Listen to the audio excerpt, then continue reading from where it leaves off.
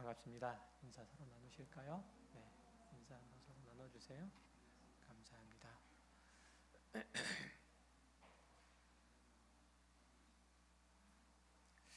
목이 많이 잠겼는데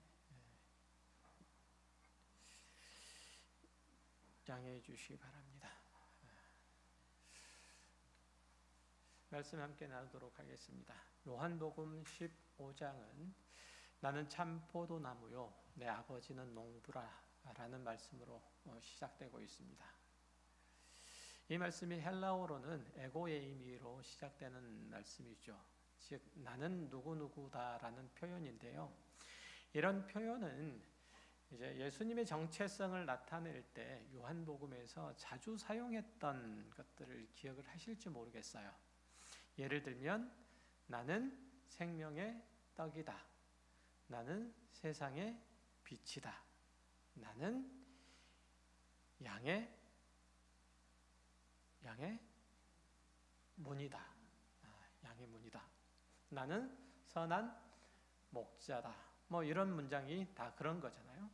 이 구절들을 살펴보면 이것들은 공통적으로 예수님이 누구시고 그 안에 있는 자의 운명이 어떻게 되는지를 다루는 내용으로 전개되어 있어요. 요한복음 8장 12절을 보면 이렇게 말씀하고 있죠. 예수께서 또 말씀하여 이르시되 나는 세상의 빛이니 나를 따르는 자는 어두움에 다니지 아니하고 생명의 빛을 얻으리라. 예수님께서는 세상을 비추는 빛이시래요. 그 빛은 아버지께서 내시는 것이기 때문에 그 안에 존재하는 자는, 그 안에 있는 자는 결코 아버지께로 가는 길을 잃지 않는다라는 말씀이죠. 하나를 더 보면 요한복음 10장 14절을 보면 이렇게 되어 있어요. 나는 선한 목자라. 나는 내 양을 알고 나도 양을 아는 것이 내 아버지께서 나를 아시고 내가 아버지를 아는 것 같으니 나는 양을 위하여 목숨을 버리노라. 여기서는 예수님이 당신을 선한 목자로 비유하고 있는데 그가 자기를 보내신 아버지의 뜻 안에 있기 때문에 그 안에 있는 자들은 결코 위험에 노출되지 않으며 비참한 결말을 보지 않는다라는 말씀을 하고 있는 거죠. 그러니까 이 두 비유의 공통적인 아니 나는 누구누구시다라는 전체 예수님의 정체성에 관해서 설명하는 비유들의 공통적인 전제는 뭐냐면 그 속에 속해 있는 것, 그 안에 있는 것이에요. 오늘 본문이 위치한 포도나무 비유에서도 마찬가지로 예수 안에 있는 것, 이것이 이 비유의 핵심적인, 이 비유가 나타내고자 하는 핵심적인 포인트라는 거예요. 자, 서두부터 왜 이런 어려운 설명을 하고 넘어가느냐면 이 구절을 읽는 독자 중 많은 이들이 우리도 많은 열매를 맺자 이런 잘못된 결론을 성급하게 들어가고 있기 때문에 그런 거예요. 앞에서 언급했던 것처럼 나는 세상의 빛이다, 나는 선한 목자다라는 이런 비유 중에서 가장 중요한 포인트는 뭐냐면 그 안에 거함이었죠. 마찬가지로 포도나무에서도 그 비유에서도 중요한 포인트는 그 안에 거하는 것. 그가 내 안에 내가 그 안에 거하면 이 대목이 가장 중요하다는 거예요. 가지가 나무 위에 붙어 있어야 정체성도 있고 생명의 공급도 있고 열매도 맺는다는 거예요. 그러니까 문제는 붙어 있느냐의 문제지 열매를 맺느냐의 문제는 결코 아니라는 거예요. 간단히 말씀드리면 예수님은 열매를 맺는 가지처럼 너희가 붙어 있으라 이 말씀을 하신 것이지 열매를 맺어야 제거당하지 않는다 이런 말씀을 하고 있는 것이 아니라는 거예요. 성경이 가르치는 성도의 참된 도는 그리스도와 연합해 있는 거예요. 그 안에 있는 누구든지 삶과 신앙의 열매를 맺을 수밖에 없다는 게 성경이 가르치는 바예요. 억지로 우리들에게 열매를 맺으라고 떠밀지 않는단 말이죠. 그런 의미에서 기독교 신앙의 가장 큰 쟁점은 뭐 봉사나 헌신이나 어떤 행위가 아니라 예수 안에 거하는 삶을 살고 있는가예요. 하나님과 하나 되어서 그의 생명과 진리를 꽃피우고 있는가예요. 이제 막 구원의 은혜를 경험한 이들이 내가 하나님의 은혜를 입었으니 이제 주를 위해서 힘껏 일하리라, 싸우리라, 이런 마음을 품는 것은 기특한 생각이기는 하지만 하나님의 구원 목적에 대한, 하나님께서 그를 부르신 목적에 대한 올바른 반응이나 태도는 아니라는 점이에요.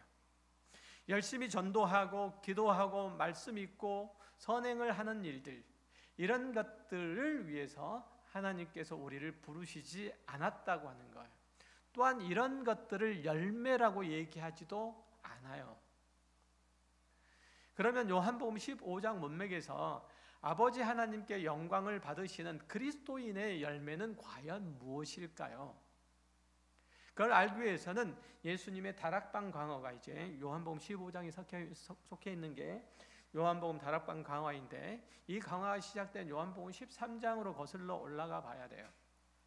30절 이하의 말씀을 보면 이렇게 되어 있어요. 유다가 그 조각을 받고 곧 나가니 밤이러라. 그가 나간 후에 예수께서 이르시되 지금 인자가 영광을 받았고 하나님도 인자로 말미암아 영광을 받으셨도다. 만일 하나님이 그로 말미암아 영광을 받으셨으면 하나님도 자기로 말미암아 그에게 영광을 주시리니 곧 주시리라. 이 대목은 가룟 유다가 예수님을 팔리라고 예고하신 후에 그가 퇴장하고 난 다음 주님께서 나머지 제자들에게 하신 말씀인데, 여기서 주님은 하나님이 인자로 말미암아 영광을 받으셨다라고 그렇게 말씀하세요. 도대체 예수님께서 무슨 일을 하셨기에 하나님께서 영광을 받으셨을까요? 그것은 전후 사정으로 보면 당연히 십자가의 죽으심을 말해요. 이전 설교에서 제가 충분히 설명을 했었더랬어요. 이것 때문에, 이 예수님의 죽으심 때문에 이게 하나님께서 영광을 받으시고 하나님께서 그를 통해서 영화롭게 되신다고 말하고 있는 것이죠. 그렇다면 요한복음 15장에서 하나님께서 영광을 받으시는 그리스도 안에 있는 자의 열매 역시 무엇과 관련되어 있어야 되냐면 그리스도의 죽으심과 관련되어 있어야 된다는 뜻이에요. 예수님의 십자가 죽으심이 어떻게 하나님 아버지의 영광이 될 수 있을까요? 그 답변은 요한복음 17장 21절에 이렇게 되어 있어요. 아버지여, 아버지께서 내 안에 내가 아버지 안에 있는 것 같이 그들도 다 하나가 되어 우리 안에 있게 하사 세상으로 아버지께서 나를 보내신 것을 믿게 하옵소서. 내게 주신 영광을 내가 그들에게 주었사오니 이는 우리가 하나가 된 것 같이 그들도 하나가 되려 함이니이다. 22절에서 예수님의 영광은 아버지께서 내 안에, 내가 아버지 안에 있는 것을 뭐라고 표현하고 있냐면 예수님의 영광이라고 얘기를 하고 있어요. 그러니까 아버지와 아들의 하나됨이 아들에게는 영광인데 그 하나됨은 어떻게 확인할 수 있을까요? 23절에서 그 답을 찾을 수가 있어요. 좀 잘 따라오셔야 돼요. 그래야지 이해가 되고, 안 그러면은 헷갈립니다. 23절에 보면 아버지 하나님의 뜻이 그 아들을 통해서 오롯이 실현됨을 통해서 그것이 아들에게 영광이 된다고 얘기를 하고 있어요. 읽어볼게요. 곧 내가 그들 안에 있고 아버지께서 내 안에 계시어 그들로 온전함을 이루어 하나가 되게 하려 함은 아버지께서 나를 보내신 것과 또 나를 사랑하신 같이 그들도 사랑하신 것을 세상으로 알게 하려 함이로소이다. 예수님께서 십자가에 죽으신 것은 아버지께서 그를 이 땅에 보내신 목적이라는 거예요. 그리고 예수님께서는 그 목적을 이루심으로써 아버지의 뜻을 이루셨다는 거죠. 그 순종은, 그의 순종은 아버지와 하나됨을 확인하는 중요한 수단이었다는 거예요. 예수 그리스도께서 이 땅에 오셔서 십자가에 죽으셔서 우리의 대속을 이루신 것은 다분히 아버지의 뜻에 순종하는 것이고 아버지와 하나가 됨으로 말미암아 그 일들이 가능했다라고 얘기를 하고 있는 거예요. 그러니까 아버지와 아들이 하나가 되어서 아버지의 뜻이 온전히 나타났다라고 그렇게 얘기를 하는 거예요. 그리고 그 아버지의 뜻이 온전히 나타나게 하는 힘은 사랑이라고 표현을 하고 있어요. 그러니까 아버지가 아들을 사랑하고 아들 역시 아버지를 사랑함으로써 아버지의 뜻이 온전히 아들에게 나타날 수 있다고 얘기를 하는 거죠. 그러니까 아들이 계명을 지킴으로써 아버지의 사랑 안에 거하고, 그의 제자들도 역시 마찬가지로 그 계명을 지킴으로써 그리스도의 사랑 안에 거할 수 있다고 얘기했어요. 뭐 이런저런 얘기가 왔다 갔다 복잡하게 되는데 뭐 간단하게 좀 이따 설명을 정리를 해드릴게요. 어쨌든 요한복음 15장을 보면 이렇게 돼 있어요. 9절에 아버지께서 나를 사랑하신 것 같이 나도 너희를 사랑하였으니 나의 사랑 안에 거하라. 내가 아버지의 계명을 지켜 그의 사랑 안에 거하는 것 같이 너희도 내 계명을 지키면 내 사랑 안에 거하리라.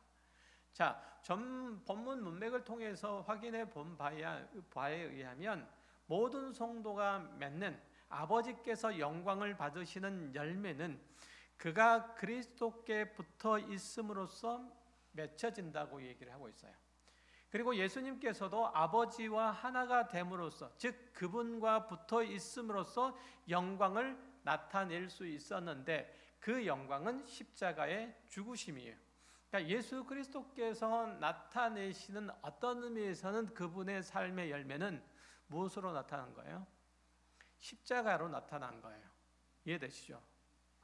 그러니까 이렇게 취하게 되면 아버지의 영광을 받으시는 그리스도인의 열매는 예수님의 십자가의 순종의 방식으로 나타나고 그것은 예수 그리스도와 하나가 됨으로써만 이루어질 수 있다는 뜻이에요.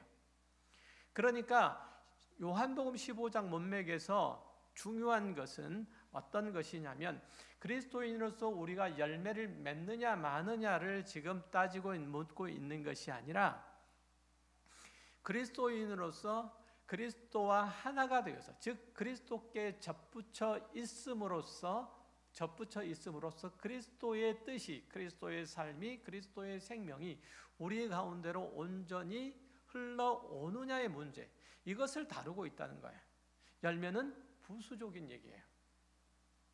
이해되셨나요?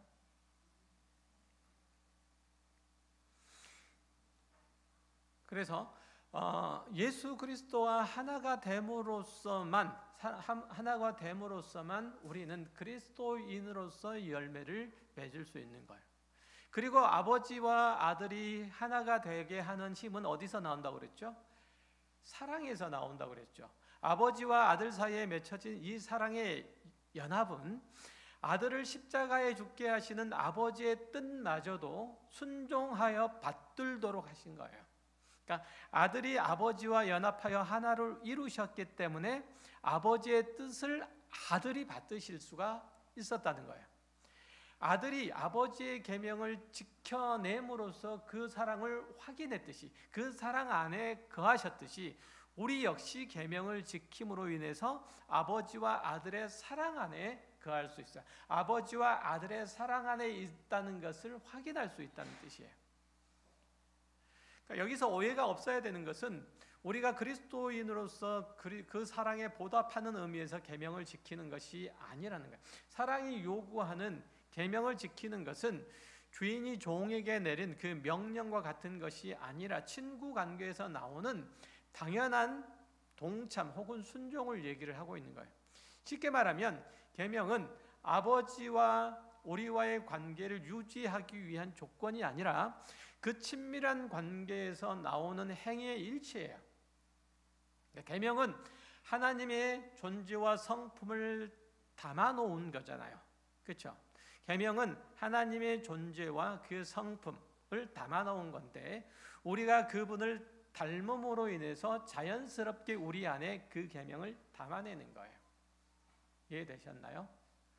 그리스도 안에 거해서 그분의 뜻을 따름으로써 친구가 되는 것이죠. 이것이 성화이고 또 구원의 과정에서 우리가 경험하는 것들이에요. 자, 여러분들의 이해를 돕기 위해서 요한복음 17장을 볼게요. 3절, 영생은 곧 유일하신 참 하나님과 그가 보내신 예수 그리스도를 아는 것이니다. 영생은 아버지와 아들의 매우 친밀한 관계, 즉 그와 하나됨을 말하는 거예요. 그러니까 그의 제자가 되는 것, 그 사랑 안에 거하는 것, 그의 계명을 지키는 것은 우리에게 특별히 지워진 짐이 아니라, 멍에가 아니라 하나님의 사람이 되는 기쁨이고 자랑이고 영광이라는 뜻이에요. 그러니까 요즘은 그런 반응이 별로 없지만 예전에는 예수를 믿으라 하면 그런 반응을 보일 때가 있었어요. 교회 나가면 술도 못 마시고 담배도 못 피우고 일요일 날 딴 데도 못 가니까 싫다, 이렇게 얘기하는 사람도 있어요. 굉장히 부정적이죠. 그리고 단순한 신앙의 이해예요. 계명을 지킨다는 것은 사방에 울타리를 쳐놓고 그 밖으로는 못 나가게 한다는 그런 제약이 아니라 우리가 하나님과 교제하며 그의 성품으로 새로워진다는 뜻이에요. 만약에 여러분이 주말에 좋아하는 가수의 콘서트를 가려고 하는데, 그래서 티켓도 예매하고 그날을 기다리고 있는데 하필 그날에 그 시각에 가장 친구가 결혼을 해서 집들이 초대를 한 거예요. 그러면 여러분은 그 두 군데를 다 갈 수 없잖아요. 그 중에 하나를 선택해야 돼요. 어느 쪽이든지 여러분이 소중하게 여기는, 값지다고 생각하는 그곳으로 가게 될 거예요. 뭐 그 초대에 응하려고 예쁘게 꽃단장도 할 것이고 시간에 늦지 않게 서두르고 이럴 거예요.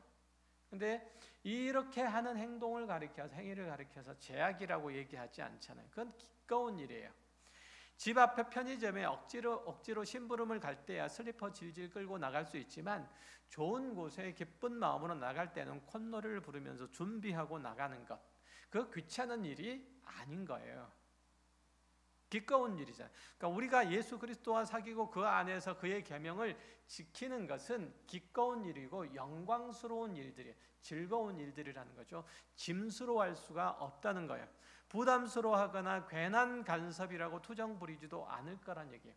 그를 사랑함으로써 기꺼이 그를 따를 수 있다고 그렇게 얘기를 하고 있어요. 이에 대해서 요한복음 14장 12절에서 주님께서는 이렇게까지 말씀하세요. 내가 진실로 진실로 너희에게 이르노니 나를 믿는 자는 내가 하는 일을 그도 할 것이요 또한 그보다 큰 일도 하리니 이는 내가 아버지께로 감이라. 나를 믿는 자는 내가 하는 일을 그도 할 것이다. 이렇게 말씀하신 거예요. 그러니까 이 말씀만큼 무섭지만 또 다른 한편에서는 영광스러운 말씀은 없어요. 교회에 아름다운 별장을 가진 친구가 나에게 너 이번에 휴가 갈 데가 없으면 우리 별장에 와서 쉬었다 가라. 내가 별장지기에게 다 준비를 해놓고 맞이하려고 할 테니까 마음껏 즐기다 가라 라고 말하면 우리는 아무 거리낌 없이 거기에 갈 수 있죠. 원하면 친구도 데려갈 수 있고 가족도 데려갈 수 있고 그래요. 그런 뜻이에요. 그러니까 나를 믿는 자는 내가 하는 일을 그도 할 것이다.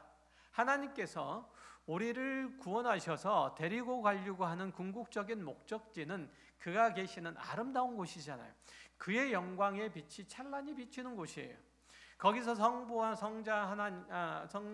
하나님과 성자 예수께서 서로 하나를 이루시고 계시는 것처럼 우리도 그 안에서 하나를 이루고 살도록 초대되고 있어요. 그 기쁨과 영광의 자리로 인도하시는 거예요. 그러니까 성부 하나님과 성자 하나님께서 그 기쁨과 사랑의 관계로 하나를 이루신 것처럼 우리가 하나를 이루는 것이 천국이에요. 그렇다면 우리가 이 땅에서 예수 그리스도 안에서 사는 것, 예수 그리스도와 하나를 이루고 사는 것은 기쁨이고 영광스러운 일이죠. 그것이야말로 천국의 삶이에요. 그것을 가리켜서 우리들에게 제약이라고 얘기할 수 없고 이것이 짐스러운 일이라고 표현할 수 없는 것이죠. 그러니까 우리는 구원 안에서 하나님과 하나를 이루고 그 뜻을 성취하는 자, 그가 나타내시고자 하는 열매를 맺는 자예요. 그러니까 우리가 하나님의 자녀로서 예수 그리스도와 함께 예수 그리스도의 제자로서 살아가는 길 가운데서 예수 그리스도와 하나가 되는 일들을 계속하면, 그러니까 예수 그리스도와 기꺼이 하나가 되기를 원하면은 예수 그리스도께서는 우리 안에서 우리를 통해서 열매를 맺으시는 거예요. 사실은 열매는 누가 맺으신다고요? 예수 그리스도께서 맺으시고 우리는 그 열매를 맺는 곳으로서 예수 그리스도 영광을 나타내는 거예요. 이게 우리라는 모습이에요. 우리라는 존재의 모습이라는 거죠. 이어지는 요한복음 14장을 보면 13장을 보면 너희가 내 이름으로 무엇을 구하든지 내가 행하리니 이는 아버지로 하여금 아들로 말미암아 영광을 받으시게 하려 함이라. 우리가 예수의 이름으로 무엇이든지 구하면 얻게 되고, 그것이 아버지께 영광이 되는 이유는 우리가 가는 길이 예수를 뒤따르는 길이요, 우리의 삶이 예수의 삶을 닮은 것이기 때문에 그래요. 그것에 장애가 되는 어떤 것이든지 간구하면 이루실 거라고 그렇게 말씀하시잖아요. 인간은 근본적으로 하나님을 싫어하고 외면하고, 그래서 외면하고 배반했던 존재예요. 인류의 시조인 아담은 하나님을 불신해서 반역하고 도망한 자잖아요. 하나님의 선하시고 이루으신 통치가 마음에 안 들어서 자기 뜻대로 악하고 불의한 일들을 행해서 에덴이라는 성전에서 쫓겨난 자예요. 우리도 다 그 아담 안에서 하나님을 싫어하고 거부하던 자예요. 즉 다시 말하면 우리는 하나님께서 떠나 있던 자들이란 얘기예요. 하나님께서 끊어진 자란 얘기예요. 요한복음 15장의 비유에 따르면 포도나무에서 떨어진 가지였던 거예요. 그런 우리가 예수 그리스도로 말미암아서 하나님의 자녀가 되고 그의 기뻐하신 일에 동참하는, 그래서 하나님의 영광을 구하는 자가 된 거예요. 자기 뜻을 세우고 자기 마음대로 행하던 것이 전부인 우리가 이제는 하나님께서 기뻐하시는 일들을 하는 게 자랑이고 기쁨이고 소원이고 이렇게 되는 자가 된 거죠. 무엇이든지 예수의 이름으로 예수를 대신해서 아버지께 구해도 그것이 예수님의 뜻에 합당한 기도의 내용이 되는 그런 자가 되는 거예요. 이런 일은 예수님께 접붙여지지 않으면, 하나를 이루지 않으면 불가능하잖아요. 내가 살아가는 모든 삶의 영역 속에서 예수님의 뜻이 나타나도록 하는 것은 예수님과 내가 하나가 되지 않으면 불가능한 거예요. 그런 의미에서 기도는 우리의 욕심을 이루는 수단이 아니라 우리가 아버지의 뜻과 성품과 다스림에 참여하는 일이에요. 아버지께서 기뻐하시는 일에 같은 마음으로 함께하고 있음을 나타내는 일들이에요. 과거에는 남의 실패와 절망과 눈물을 먹고서라도 내 배를 불리려고 했지만, 이제는 나를 내주고 죽이고서라도 남을 살리려고 하나님 앞에 간구하는 자가 되는 거예요. 이게 바로 우리가 예수 그리스도께 접붙여 있음이 드러나는 가장 강력한 증거이잖아요. 이것이 아버지께서 아들을 보내어 하시려고 했던 아버지의 영광을 드러내는 일 아니고 뭐겠어요? 여러분들이 이 일들에 동참하고 있다면 여러분은 예수라는 참 포도나무에 접붙여진 가지이고 그 안에서 열매를 맺고 있는 거예요. 아버지께서 우리를 죄와 사망 가운데서 건져내서 하나님의 자녀라는 그 권세와 영광의 자리에 앉히신 것은 드디어 그 열매를 맺게 하려고 하심이에요. 본문으로 돌아와서 오늘 그리스도인들은 자기가 가진 것으로 하나님께 드림이 되려고 부름받은 존재가 아니라는 것, 우리 각자의 존재와 성품과 본질이 하나님 앞에 새로운 자로서 서 있다는 것, 이거예요. 우리는 하나님께 무엇을 드려서 하나님 앞에 나아갈 수 있는 자가 아니에요. 하나님께서 오히려 우리를 찾아오셔서 우리를 하나님의 자녀로 삼으셨고 그 존재의 닮음을, 그 성품의 닮음을 우리 안에 주셔서 비로소 우리가 하나님을 기뻐할 수 있게 되었고 하나님을 사랑할 수 있게 된 자로 살게 된 거예요. 우리는 하나님과 함께 있는 것이 유일한 소원이고 자랑이고 능력인 자로 우리가 하나님 앞에 서 있는 거예요. 여러분들의 신앙은 그렇게 살펴야 되는 거예요. 이게 참 회개고 열매 맺는 자의 삶이에요. 포도나무 가지가 열매를 맺으려면 나무에 붙어 있어야 하는 거죠. 만약 그럴 수 있으면 가지에는 풍성한 열매가 달린 거예요. 포도나무는 열매를 보는 것 외에는 달리 아무런 쓸모가 없어요. 가구를 만들 수도 없고 그릇도 만들 수도 없고 불쏘시개 외에는 할 일이 없는 거예요. 그러나 열매가 맺힌 포도나무는 다른 어떤 나무보다 더 풍성하죠. 그 풍성함의 상징인 열매가 가지에 달리는 거예요. 그러니까 가지가 없으면 나무도 볼품이 없고 아무짝에 쓸모 없잖아요. 쉽게 말하면 예수님께서는 우리 같은 자를 통해서 당신의 영광을 나타내신다는 거예요. 열매는 그런 의미예요. 우리 안에 열매가 맺힌다는 것은 그런 뜻이에요. 예수님께서는 우리 같은 자를 통해서, 볼품없는 자를 통해서 당신의 영광을 나타내시고 당신의 존재의 가치와 의미와 이 땅에 오신 목적을 나타내신다는 거예요. 아버지께서 아들로 인해서 영광을 받으신 것처럼 아들도 그의 제자들, 즉 우리 그리스도인으로 인해서 영광을 받으신다는 거예요. 예수님께서는 우리를 통해서 영광을 받으실 수 없다면 스스로 아무것도 아닌 존재로 그렇게 아무것도 아닌 존재가 되기로 그렇게 하신 거예요. 이게 포도나무와 가지의 관계예요. 나무의 열매가 맺히지 않으면, 가지의 열매가 맺히지 않으면 그 나무가 무슨 소용이 있겠어요? 예수님께서는 스스로 그렇게 하시기로 하신 거예요. 물론 주님은 모든 피조물들의 원인이시고 영광의 원천이시죠. 그러나 우리가 아니면 그 자리에 서 있지 않으시겠다고 그렇게 말씀하세요. 빌립보서 2장에서 말씀하시는 내용이기도 해요. 요한복음 17장 12절에서 보면 그 사실들을 이런 식으로 설명을 해요. 아버지와 아버지께서 내 안에, 내가 아버지 안에 있는 것 같이 그들도 다 하나가 되어 우리 안에 있게 하사 세상으로 아버지께서 나를 보내신 것을 믿게 하옵소서, 이렇게 얘기를 하잖아요. 그러니까 우리가 예수 그리스도의 영광을 나타내지 않으면 아버지께서 예수 그리스도를 이 땅에 보내신 것을 세상이 믿을 수가 없다는 거예요. 즉 다시 말하면 우리가 우리의 삶 가운데서, 우리의 신앙 가운데서 열매를 그러니까 예수 그리스도라는 그 열매를 맺지 않으면, 그의 삶의 열매를 맺지 않으면 아버지께서 아들을 이 세상에 보내신 그 목적과 그 이유를 달리 설명할 길이 없다고 그렇게 말씀하신 거예요.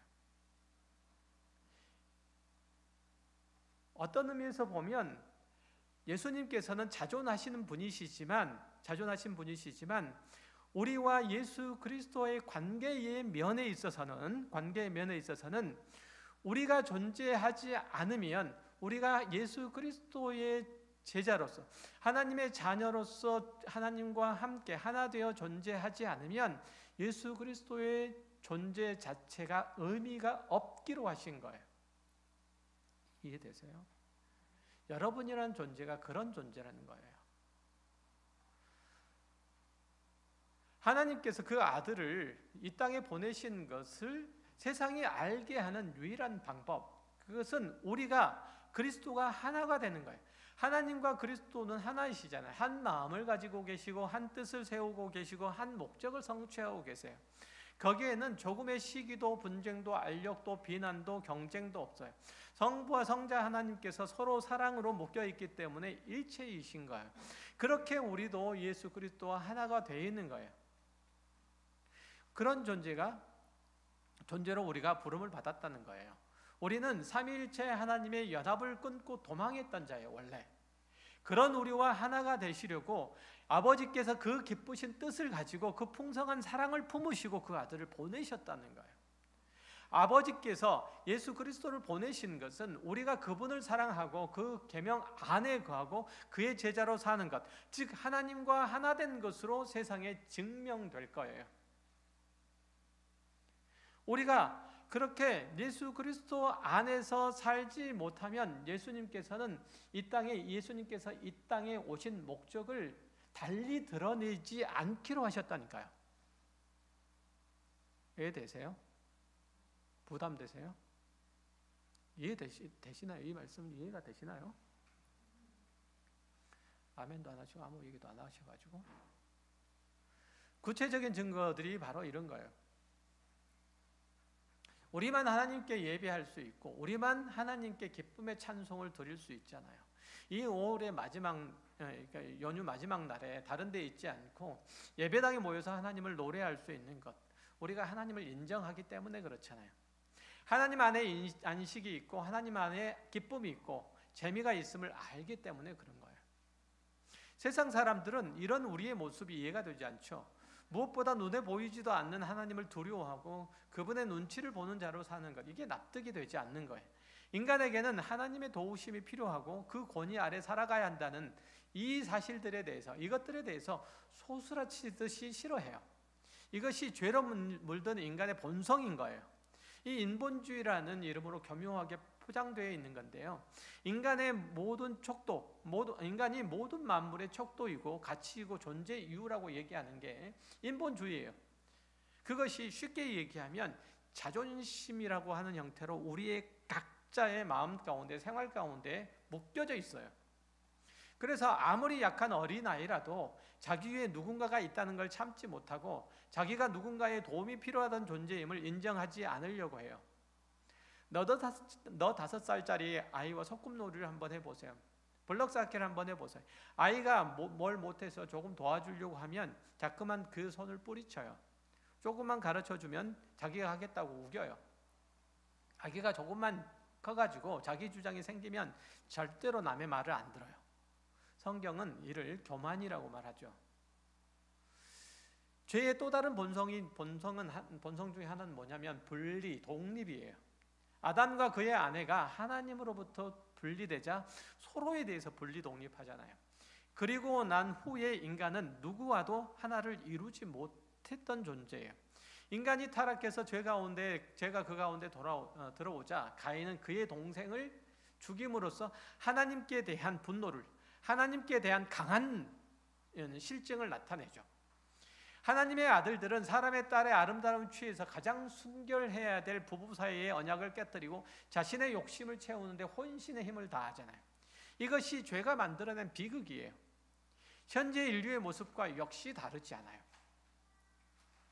그래서 구약 성경에 보면 가장 많이 나오는 얘기가 뭔 줄 아세요? 성적인 타락 얘기가 많이 나오고요. 그리고 전쟁 이야기가 많이 나와요.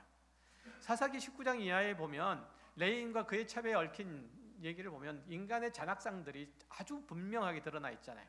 왕이신 하나님을 거절하고 자기의 소견에 오른 대로 행하던 인간이 어디까지 타락을 할 수 있는지를 적나라하게 보여주는 대목이 거기인 거죠.